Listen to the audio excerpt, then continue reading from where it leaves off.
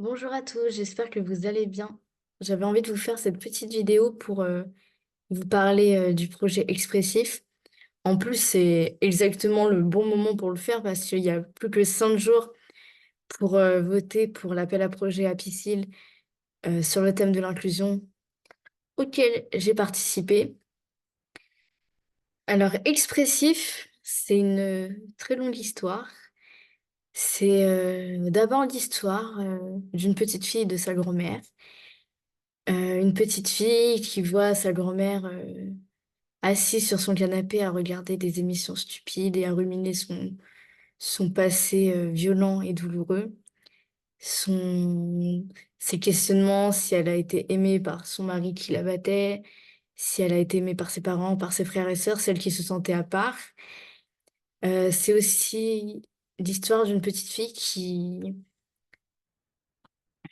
qui ressent beaucoup de souffrance en fait à voir sa grand-mère là, assise, à ruminer, a fait, cette petite fille a fait tout ce qu'elle peut pour la rendre heureuse, pour rendre sa grand-mère heureuse, mais elle n'y arrive pas parce euh,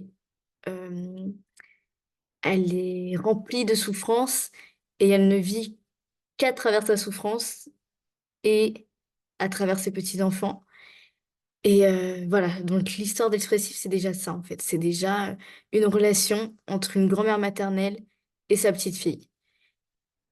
C'est aussi l'histoire de quelqu'un qui... Enfin, c'est aussi l'histoire d'une d'une grand-mère et de sa petite fille qui ont su être attentives l'une à l'autre malgré leurs souffrances, malgré les traumas, malgré les violences qu'elles ont subies. Donc c'est déjà cette jolie histoire familiale, bien que le sujet des violences soit quelque chose qui divise et qui détruit souvent les familles, il y a aussi cette part de beauté où, où certains membres de la famille savent écouter, savent être attentifs et savent être présents lorsque l'on subit ce genre de violence. Donc voilà, expressif, c'est déjà ça. C'est déjà aider une grand-mère en souffrance. Puis, en faisant en faisant mûrir le projet, expressif, c'est aussi une, cette petite fille qui se reconnaît à travers des violences, mais dont elle est totalement dans le déni, en fait, c'est qui se reconnaît à travers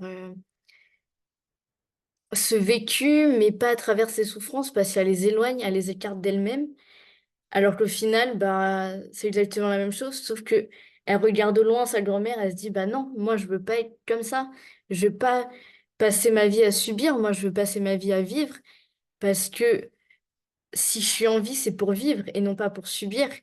Et quand cette petite fille regardait sa grand-mère, elle se disait, mais c'est vachement douloureux la vie, moi je veux pas de ça dans ma vie. Et du coup, elle a monté ce projet.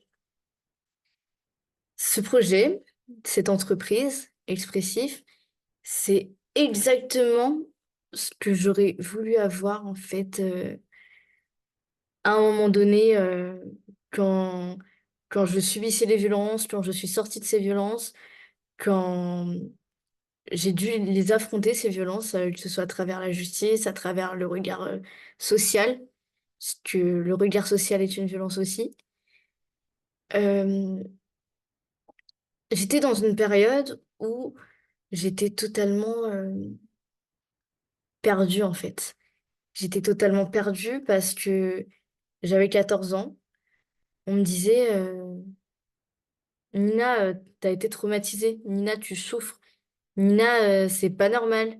Nina, Nina, on te comprend pas en fait parce que moi-même, je ne comprenais pas ce qui m'arrivait puisque j'étais tellement dans cette routine de violence quotidienne entre les agressions sexuelles que j'ai subies de la part de mon oncle et le harcèlement scolaire que je vivais en parallèle depuis des années que moi, c'était mon quotidien. C'était mon quotidien. J'avais des réactions que je comprenais même pas. Mais quand on parlait de ça, bah, je rigolais en fait. Je rigolais. Euh, je me disais, non, enfin,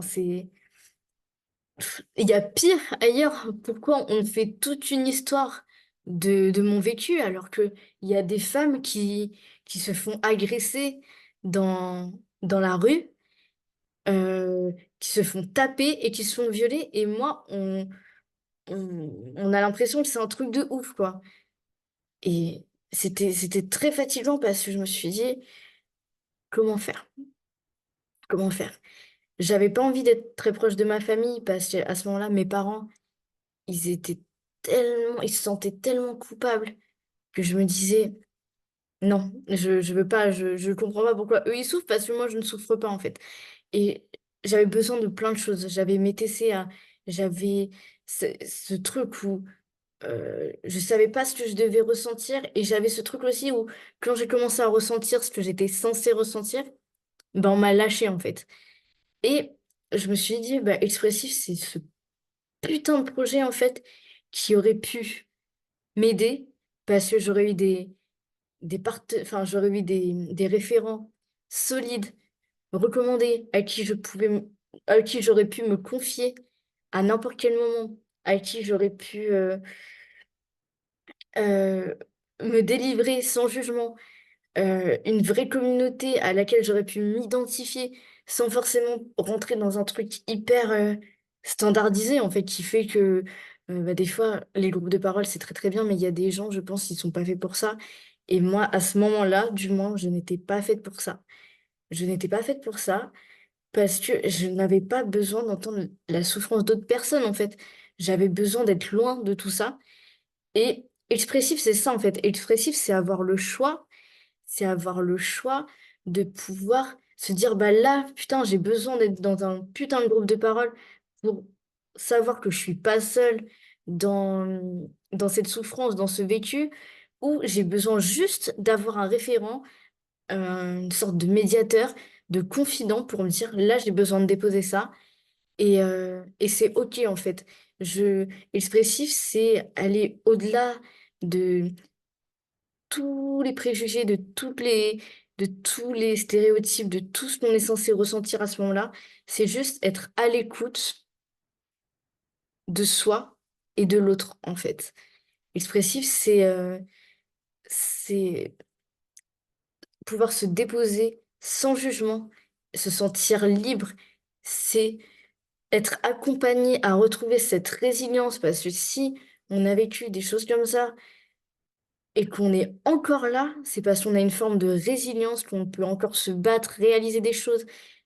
Expressif, c'est tout ça en fait. Si j'ai lancé Expressif, c'est pour proposer un truc qui me ressemble, pour pouvoir faire avancer cette, cette cause. Expressif, c'est une mission à elle toute seule. C'est révolutionner, renverser un putain de système pour qu'on puisse enfin écouter les personnes victimes de violences et enfin les aider à aller mieux, à se sentir libres de qui elles ont envie d'être et de qui elles ont et de quoi et de ce qu'elles ont envie de ressentir, pardon. Et voilà, en fait, c'est tout ce que j'ai à dire. L'appel à projet se termine le 30 octobre. Si vous voulez voter pour Expressif, vous êtes les bienvenus. Je vous embrasse.